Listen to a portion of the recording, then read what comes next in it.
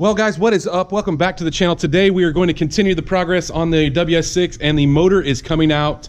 I've got almost everything out of the way. Today we're going to work on getting the front drive accessories off. We're going to get the radiator out, the fans out, everything we need out. And I have the cherry picker ready. We are going to pull this thing out of the top, and when I get to that point I'll show you how I'm going to do it.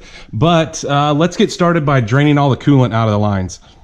Now, unfortunately, when you're dealing with any kind of coolant, you're going to get some on the ground. I've got my catch here to get everything that's in the radiator, but when you go taking the hoses off, chances are you're going to get it everywhere. So just have some towels ready. But first thing we're going to do is open this and let all the coolant out of the radiator.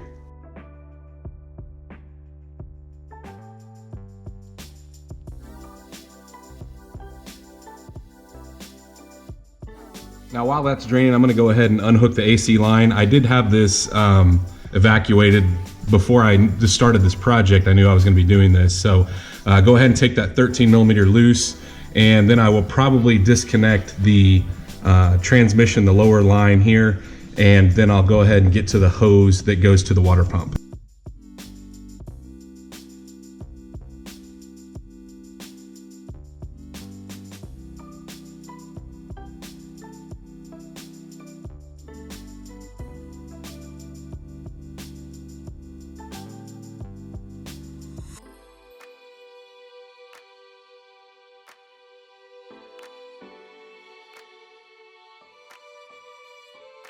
Now once this is drained for a little bit, I mean, it's inevitable that it's going to keep dripping, so I'm going to lower the lift down, and then we're going to take all the connections for the coolant and the transmission lines off the radiator up top. Now once we're back up top, I'm going to go ahead and basically work my way top to bottom. So I'm going to start with the AC line, then I'm going to go to the coolant crossover. I bypassed the throttle body, so we're going to unhook the crossover tube on the front side, and then the upper radiator hose, and we will go down to the bottom radiator hose and the heater core.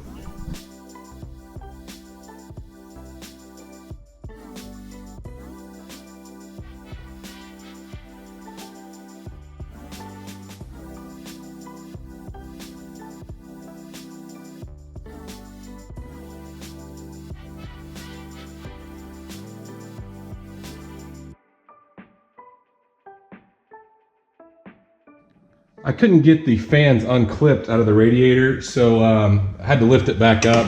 Now that I've got them unclipped, should be able to take at least the fans out.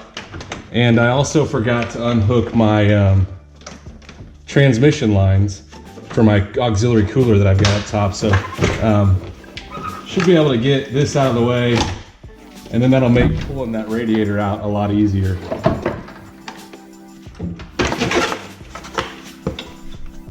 Now that we got those fans out, we should be able to just pull the radiator out at this point, or at least hopefully.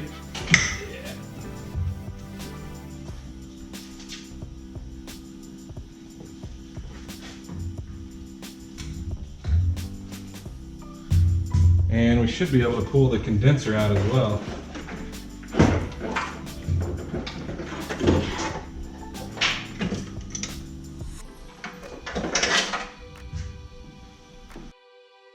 Now that we got the radiator, the condenser out of the way, I'm going to go ahead and unhook the radiator hose that goes into the thermostat housing and then the heater core connections.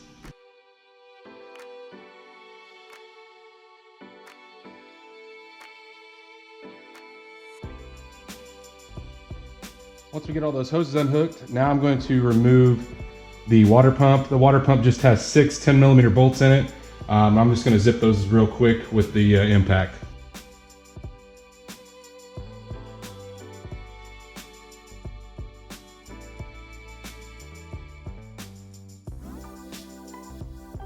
Once the water pump's off, it makes an incredible mess. You can see down there all the towels I have soaking it up. There's just no way for that not to make a mess. The engine's full of water. If you had a vacuum system, you could suck all the coolant out, but I do not. So the next thing I'm gonna do is take off the AC condenser or motor. And this guy right here is just 15 millimeters. And so there's 6 total. There's a bracket, and then there's the actual motor itself. So we're gonna loosen these 3 up top, go ahead and take those out, and then we'll lift it back up and take the ones out on the bottom, get it out of the way, and then we will tackle the power steering pump, which is a little bit different. You can take the pulley off, but I'll explain that here in just a second.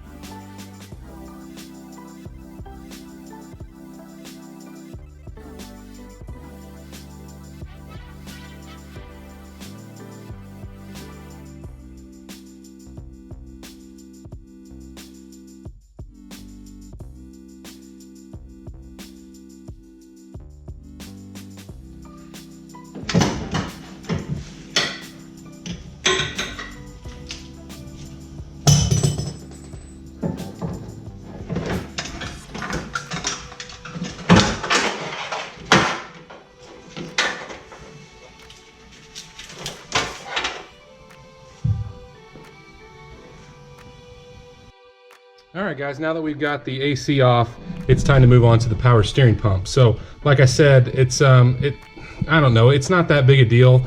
There are 3 bolts, 15 millimeter bolts, that hold this in place. Now, the only way to really get to the ones behind are to take the pulley off. Well, I don't want to do that. So what I've got here is a wrench, a 15 millimeter wrench that I've shaved down.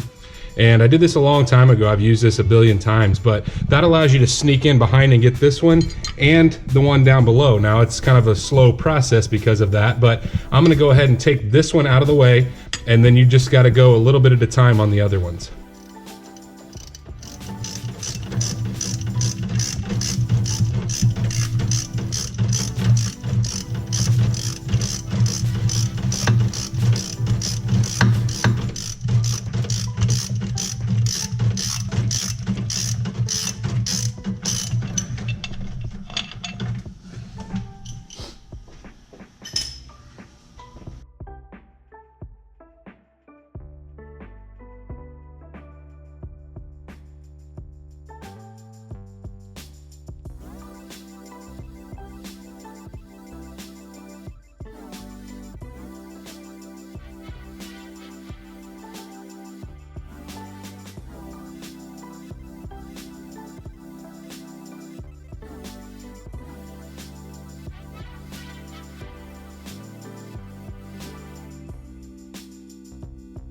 Now we are just about ready to take the motor mounts loose, but I'm going to take one more thing off just to give me some more side-to-side movement, and that is this 15 millimeter. That's for the back side of the alternator bracket, the one that comes in from the back side.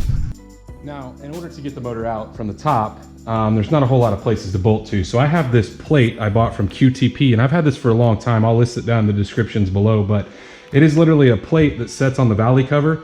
So in order to put it on, I'm going to take the valley cover off. But before I do that, there's a ton of junk in there. I'm going to vacuum out. Obviously, I'm going to have to undo the knock sensors too. But let's go ahead and vacuum that out, get the valley cover off. We'll put this on and we'll be ready to take out the motor mount bolts.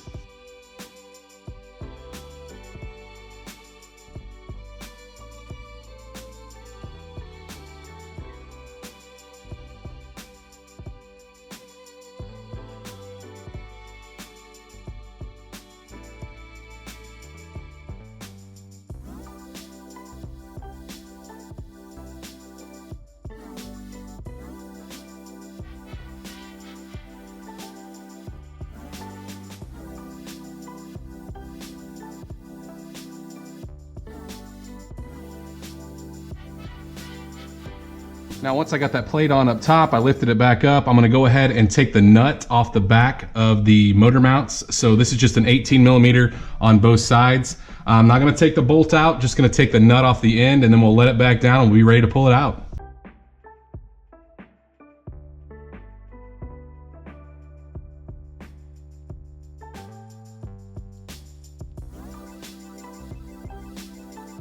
Okay guys, it's time for the moment of truth.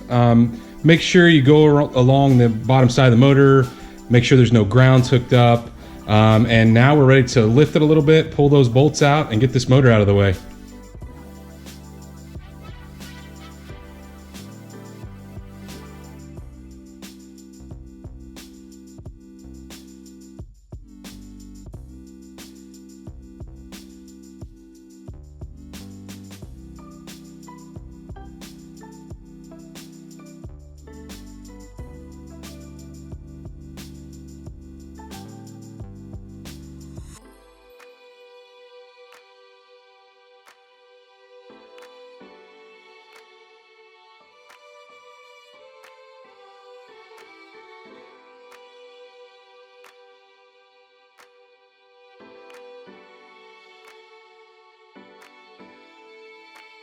Well, guys, the engine is out. It is on the stand. I am tired. I'm dirty. I have a huge mess. You can see stuff strung out everywhere. I got to clean this up. It makes me crazy, cooling all over the floor, but the engine is out, and that was what we wanted to do. And I have a few other things planned for in here. Obviously, I'm going to clean this because you guys know anytime I take something apart, I clean it, and I get a lot of flack when I do stuff under the car, how dirty it is. So we're going to take care of that while we've got the engine out. And like I said, I've got a few other things planned for well, this area here. So guys, if you like this video, please smash that thumbs up button. If you're not subscribed, hit that subscribe button. Go down and hit the little bell icon. That way you're notified every time we drop a new video, because obviously we have to put this motor back, so we're gonna have a video for that and all the stuff that I'm gonna be doing to it. So you're gonna have to stay tuned to see what we do next.